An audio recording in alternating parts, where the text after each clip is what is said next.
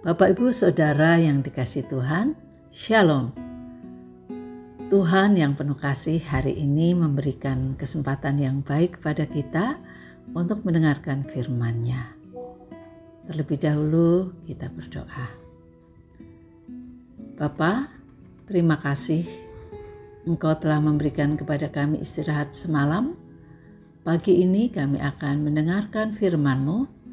Terangi hati kami dengan kuasa Roh-Mu, agar kami memperoleh berkat melalui firman-Mu yang akan kami dengarkan. Dalam nama Yesus kami berdoa. Bacaan kita hari ini terambil dari kitab Kejadian pasal 37 ayat 1 sampai dengan 11. Natsnya ayat 8 sampai 11, demikian bunyinya. Kata saudara-saudaranya kepadanya, "Apakah engkau ingin menjadi raja atas kami? Apakah engkau ingin berkuasa atas kami?" Mereka semakin membencinya karena mimpi dan perkataannya itu. Kemudian ia mendapat lagi mimpi yang lain dan menceritakannya kepada saudara-saudaranya. Katanya, "Aku bermimpi lagi. Tampaklah matahari, bulan, dan 11 bintang sujud kepadaku." Ketika ia menceritakan mimpi itu kepada ayah dan saudara-saudaranya, ia ditegur oleh ayahnya. "Mimpi apa itu? Bagaimana mungkin aku dan ibumu serta saudara-saudaramu datang untuk sujud kepadamu sampai ke tanah?" Saudara-saudaranya pun merasa iri kepadanya, tetapi ayahnya menyimpan hal itu dalam hatinya.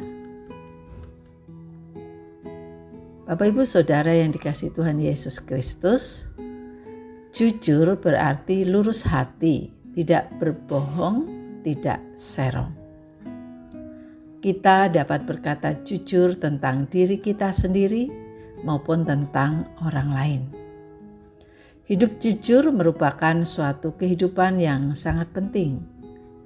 Tuhan menghendaki agar kita hidup dengan jujur. Kalau ya, katakan ya. Kalau tidak, katakan tidak. Tidak perlu berkata berbelit-belit untuk menutupi ketidakjujuran.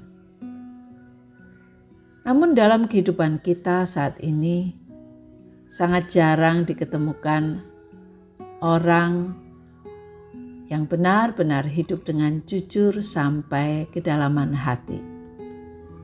Mengapa? Karena dengan membangun kehidupan yang jujur, kita dapat diperhadapkan dengan risiko yang tidak mengenakan, bahkan yang sangat berat. Dalam Kejadian 37 ayat 1 sampai 11 dikisahkan tentang kejujuran Yusuf anak Yakub. Dengan apa adanya, dia menyampaikan kabar kepada ayahnya tentang perilaku buruk saudara-saudaranya. Itu tertulis di ayat 2 bagian akhir.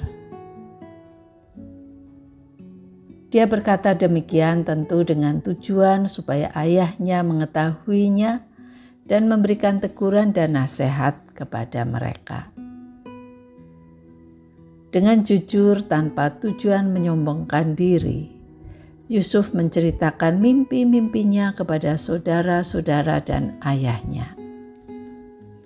Mimpi yang pertama, saat Yusuf dan saudara-saudaranya mengikat berkas-berkas gandum di ladang, tiba-tiba berkas yang diikat Yusuf bangkit dan tegak berdiri, dan berkas-berkas saudara-saudaranya datang mengelilingi dan sujud kepada berkasnya.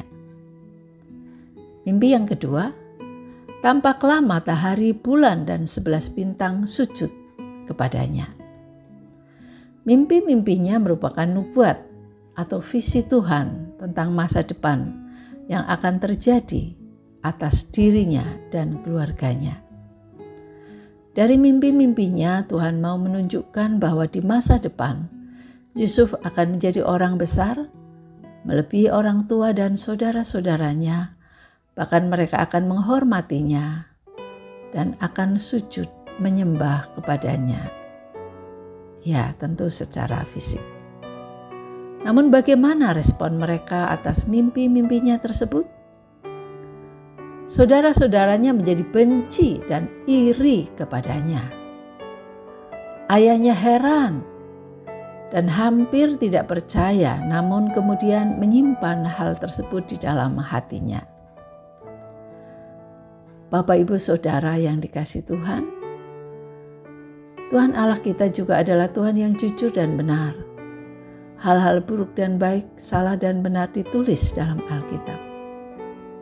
Hal itu menunjukkan kepada kita bahwa Tuhan adalah Tuhan yang menghendaki supaya kebenaran diwujudkan dengan kejujuran, namun sekaligus mau menunjukkan kasih-Nya yang besar, yang penuh dengan pengampunan dan kesabaran, mau memulihkan umat manusia yang hidup jujur di hadapannya, mau mengakui kesalahan dan dosanya di hadapannya.